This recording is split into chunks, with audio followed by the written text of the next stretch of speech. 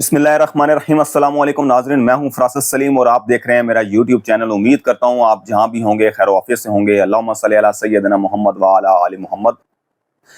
ناظرین، آج آپ سے دو تین خبریں شیئر کرنی ہے۔ ایک خبر شیئر یہ کرنی ہے کہ ڈیم فنڈ جو ہے وہ کس نے پیسہ کھا لیا ڈیم فنڈ کا۔ پاکستان کے اندر ڈیم فنڈ، ثاقب نثار سابق چیف جسٹس آف پاکستان، انہوں نے ڈیم فنڈ کا آغاز کیا تھا۔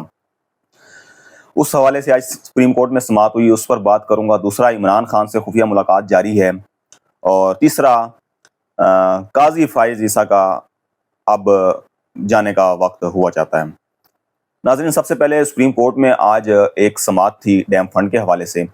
پچھلے مہینے کوئی 11 ستمبر 10 ستمبر کو حکومت نے یعنی کہ درخواست دی تھی، سپریم کورٹ میں دائر کی تھی کہ ڈیم فنڈ جو سپریم کورٹ کے اکاؤنٹ میں جمع ہے وہ پیسہ واپڈا کو دیا جائے، حکومت کو واپس کیا جائے۔ اس پر آج سماعت تھی، چیف جسٹس قاضی فائز عیسیٰ نے 3 رکنی بینچ نے سماعت کی۔ تو آج 2 انکشافات وہاں سامنے ہوئے ہیں۔ ایک یہ کہ قاضی فائز عیسیٰ نے پوچھا کہ جی ڈیم فنڈ کتنا ہے، کس نے جمع کیا، تو انہیں بتایا گیا سارا کیس کے حوالے سے۔ ایڈیشنل اٹارنی جنرل تھے، وہ موجود تھے، اس کے بعد additional auditor general of Pakistan وہ موجود تھے وہاں، اسٹیٹ بینک کے لیگل ایڈوائزر جو ہیں وہ موجود تھے۔ انہوں نے اپنا سارا جو ہے وہ موقف سامنے رکھا۔ قاضی فائز عیسیٰ نے پوچھا کہ ڈیم فنڈ کتنا جمع ہوا ہے، تو انہیں بتایا گیا کہ جو سپریم کورٹ کے اکاؤنٹ میں پیسہ ہے وہ 23 ارب روپے ڈیم فنڈ کا پیسہ جمع ہوا ہے، جس میں سے 11 ارب روپے وہ پیسہ ہے جو عوام نے جمع کروایا اپنے یعنی کہ اس کے ڈیم فنڈ کے اکاؤنٹ میں جمع کروایا گیا، اور 12 ارب روپے اس کے اوپر انٹرسٹ ہے، پروفٹ جو اس کے اوپر لگا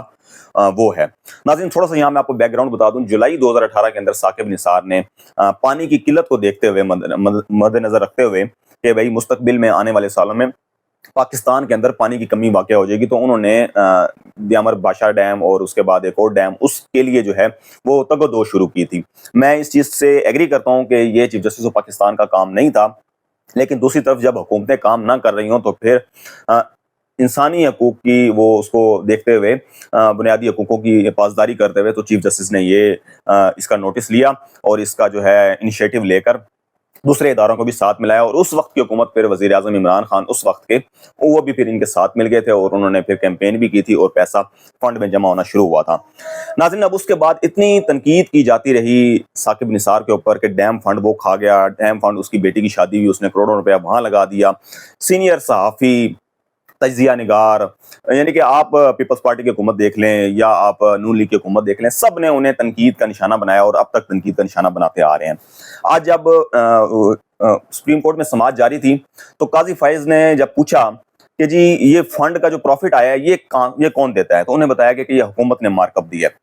تو قاضی صاحب نے انہیں بتایا کہ حکومت کیوں مارک اپ، آپ 11 ارب روپے کے اوپر 12 ارب روپے پروفٹ لینے سے آپ بڑے خوش ہو رہے ہیں، دھمالے ڈال رہے ہیں کہ جی اس کے اوپر پروفٹ لگ گیا، 12 ارب روپے آ گئے، یہ تو حکومت کی جیب سے آیا، تو آپ کیسی خوشیاں منا رہے ہیں۔ تو انہیں بتایا گیا ہے قاضی صاحب کہ یہ چیف جسٹس آف پاکستان آپ کو سمجھا رہے ہیں کہ یہ پیسہ حکومت نے استعمال کیا ہے، اور جب حکومت کسی کا پیسہ کسی چیز میں استعمال کرتی ہے، انویسٹ کرتی ہے، تو پروفٹ دیتی ہے۔ تو لیکن قاضی صاحب کیونکہ ماشاءاللہ سے وہ تمام ریلیف حکومت کو دیتے آ رہے ہیں، تو انہوں نے یہاں ڈنڈی مارنی تھی۔ ویسے وہ بڑی باتیں کرتے ہیں کہ میں آئین کے تحت فیصلے کر رہا ہوں، میں آئین کی پاسداری کا میں نے حلف اٹھا رکھا ہے، لیکن انہیں انسانی حقوق کی خلاف ورزیاں ہوتے دکھائی نہیں دیں۔ انہوں نے جو ملک کے اندر جو حالات ہو گئے ہیں وہ دکھائی انہیں نہیں دے رہے، لیکن وہ کیا ہے اپنے آپ کو بڑے وہ سمجھدار ماشاءاللہ سمجھتے ہیں کہ جی میں آئین کا پابند ہوں، میرے علاوہ جو ہے نا میں عقل کل ہوں، اور کوئی دوسرا جو ہے نا وہ آئین کا پابند نہیں ہے۔ سپریم کورٹ میں 17 ججز ہیں، 17 میں سے وہ کہتے ہیں میں اکیلا جو ہوں نا عقل کل ہوں۔ تو انہوں نے آج یہ پوچھا تو انہیں پھر سمجھایا گیا کہ اس طریقے سے ہے۔ دوسرا پھر جو انکشاف ہوا وہ یہ ہوا کہ auditor general of Pakistan, additional auditor general of Pakistan, انہوں نے کہا جی کہ جو ہم نے آڈٹ کیا ہے اس فنڈ کا 23 ارب روپے کا، تو اس میں سے 1 روپیہ بھی جو ہے وہ کہیں ناجائز استعمال نہیں ہوا، خرد برد نہیں ہوا۔ تو یہاں اب چلی بھر پانی میں ڈوب مرنے کا مقام ہے ان سیاستدانوں کے لیے، چاہے اس کے اندر نون لیگ ہے، چاہے اس کے اندر پیپلز پارٹی ہے، شہباز شریف وزیر اعظم ہیں، نواز شریف ہیں، ان کے سارے ارکان ہیں، احسن اقبال ہے، خواجہ آصف ہے، بلاول بھٹو زرداری، شجیل میمن، یہ سارے جو ہے نا ٹیں ٹیں کرتے رہے کہ جی وہ پیسہ کھا گیا ثاقب نثار، اس کی بیٹی کی شادی ہوئی، اس نے کروڑوں روپے وہاں لگا دیا، بڑے بڑے مایا ناز صحافی، ان سب کو جو ہے نا چلی بھر پانی میں اب ڈوب مرنا چاہیے کہ آج سپریم کورٹ کے اندر آڈیٹر جنرل کی رپورٹ جو ہے وہ پیش کر دی گئی کہ 1 روپیہ بھی خرد برد نہیں ہوا، اور 23 ارب روپیہ سپریم کورٹ کے اکاؤنٹ کے اندر ویسے کا ویسے پڑا ہوا ہے۔ تو اب ناظرین قاضی فائز عیسیٰ صاحب نے جو ہے وہ اب جمعہ تک جو ہے سماعت ملتوی کر دی ہے، اور اس کے بعد انہوں نے پھر کہا کہ جی اب ہم دیکھتے ہیں کہ یہ پیسہ سپریم کورٹ میں نہیں ہونا چاہیے، تو یہ سپریم کورٹ کے اکاؤنٹ سے نکل کے پیسہ دوبارہ واپس حکومت کی جیب میں چلا جائے گا، تو پھر حکومت پھر ظاہری بات ہے اپنی عیاشیاں کرے گی جس طریقے سے پہلے کرتی آ رہی ہے۔ پہلے بھی القادری ٹرسٹ کیس کے اندر جو پیسہ آیا ہوا تھا ملک ریاض کا، وہ 65 ارب روپیہ تھا اکاؤنٹ میں، سپریم کورٹ کے اکاؤنٹ میں، جو جرمانہ ہوا تھا اس کا ملک ریاض کو، تو جرمانے کی مد میں 65 ارب روپیہ ملک ریاض نے ادا کیا ہوا تھا، تو وہ بھی چیف جسٹس قاضی فائز عیسیٰ نہیں ماشاءاللہ سے وہ وفاقی حکومت کو 35 ارب روپیہ ٹرانسفر کر دیا تھا، 30 ارب روپیہ سندھ حکومت کو ٹرانسفر کر دیا تھا۔ تو ہو سکتا ہے کہ جمعے والے دن وہ یہ 24 ارب روپیہ جو 23 ارب سے زائد فنڈ جو ہے وہ سپریم کورٹ کے اکاؤنٹ میں یہ بھی ٹرانسفر کر دیا جائے، حکومت کے اکاؤنٹ میں یا واپڈا کے اکاؤنٹ میں۔ ناظرین، دوسری طرف قاضی فائز عیسیٰ نے حکومت پاکستان کو جتنا ریلیف دینا تھا ماشاءاللہ سے انہوں نے دیا، بلے کا نشان چھین لیا۔ تحریک انصاف پہ جو ظلم ڈھانے تھے انہوں نے وہ ظلم ڈھا دیے۔ ٹریبیونلز جو ہیں وہ ریٹائرڈ ججز پر اختیار دے دیا۔ ایکٹ بننے کے بعد قاضی فائز عیسیٰ نے الیکشن کمیشن آف پاکستان کا بھرپور ساتھ دیا، یہ کہہ کہ یہ آئینی ادارہ، اس کا احترام کیا جائے، چاہے وہ اس آئینی ادارے نے بیڑا غرق کر دیا ملک کا، لیکن کیونکہ قاضی صاحب کہہ رہے ہیں کہ آئینی ادارہ اس کا احترام کیا جائے، تو انہوں نے ٹریبیونل پہ بھی کر دیا۔ ری کاؤنٹنگ کے اندر بھی الیکشن کمیشن آف پاکستان کا ساتھ دیا، فارم 47-45 کا معاملہ بھی ختم کر دیا، اور اس کے بعد پھر سب سے آخر میں جاتے جاتے 63A کا فیصلہ بھی کر دیا، جس میں چیف جسٹس آف پاکستان قاضی فائز عیسیٰ نے یہ اجازت دے دی کہ آپ آئینی طور پر، میری اجازت ہے آپ کو، میں سپریم کورٹ کے فیصلے سے آپ کو آئینی اجازت دے رہا ہوں کہ آپ اب ممبران اسمبلی کی منڈی لگائیں، ان کی خرید و فروخت کریں، اور آپ اپنے ووٹ لیں، اور اس کے بعد آئینی ترمیم پاس کروا لیں۔ تو ناظرین، آئینی ترمیم کی بات ہوتی چلے، مولانا فضل الرحمان کی رات تک حکومتی وفد تھا وہ کہہ رہا تھا کہ مولانا فضل الرحمان کے معاملات طے پا گئے ہیں، جبکہ میں نے کل آپ کو خبر دی تھی کہ مولانا فضل الرحمان کا جو مسودہ، آئینی مسودہ تیار ہوا، وہ 1-2 دن میں پبلک ہو جائے گا، اور اس کے اندر ملٹری کورٹس نہیں ہیں، اس کے اندر جو ہیں ججز کے ٹرانسفر اس کے اندر، اس آئینی مسودے کے اندر نہیں ہے جو PTI اور JUIF نے بنایا ہے آئینی مسودہ۔ اس کے اندر آئینی اگر عدالت بنے گی تو اس کا یا تو کانسٹیٹیوشنل بینچ بنے گا سپریم کورٹ کے اندر، اور اگر بنتی ہے آئینی عدالت الگ سے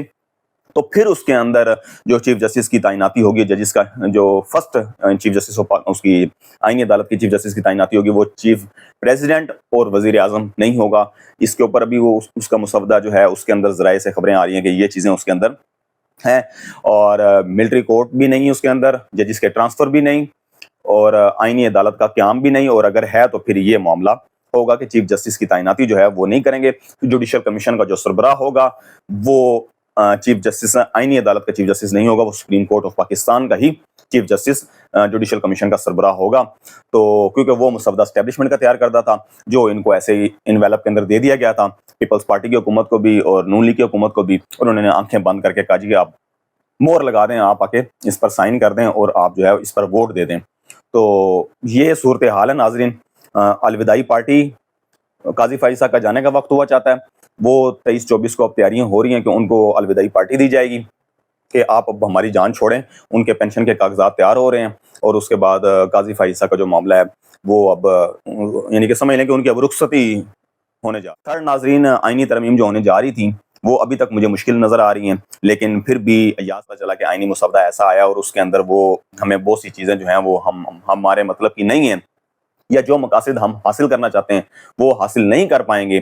تو اب ایاز صادق نے ایک بار پھر الیکشن کمیشن آف پاکستان کو مخصوص نشستوں کے لیے خط لکھ دیا کہ جی میں نے آپ کو پہلے لیٹر لکھا ہے، جو مخصوص نشستیں ہمیں مال غنیمت میں آپ نے بانٹنی ہیں وہ دوبارہ سے دیں تاکہ ہم نمبر کسی طریقے سے پورے کر سکیں۔ لیکن پھر بھی میں آپ کو بتا دوں کہ نمبر ان کے پاس پورے نہیں ہیں، مجھے مشکل نظر آ رہا ہے، اور اگلے ہفتے SCO ہونے جا رہی ہے، SCO کے دوران کسی قسم کا کوئی سیشن جو ہے وہ نہیں ہونا، اور پھر آخری ہفتہ اس میں پھر قاضی فائز کی رخصتی کی تیاریاں، اور ان کو جو ہیں وہ انعام سے نوازا جائے گا۔ ظاہری بات ہے کہ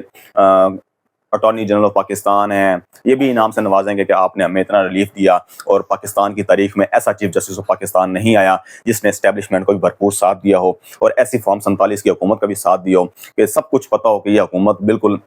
نیلے پہ دیلا ہے، یہ عوام کے ووٹوں سے نہیں آئی، اور اس کو جو ہے وہ کسی نے ان کو ووٹ نہیں دیا، لیکن پھر بھی قاضی صاحب نے اس نااہل اور غیر آئینی حکومت کو آئینی تحفظ فراہم کیا۔ تاریخ ان کو ایک، پھر میں وہی کہوں گا، بلوچستان بار کونسل نے جب اعلامیہ جاری کیا تھا انہوں نے کہا تھا کہ یہ چیف جسٹس آف پاکستان وہ ہوں گے جن کو تاریخ ایک بدترین چیف جسٹس۔ مجھے دیجیے گا اجازت، اللہ حافظ۔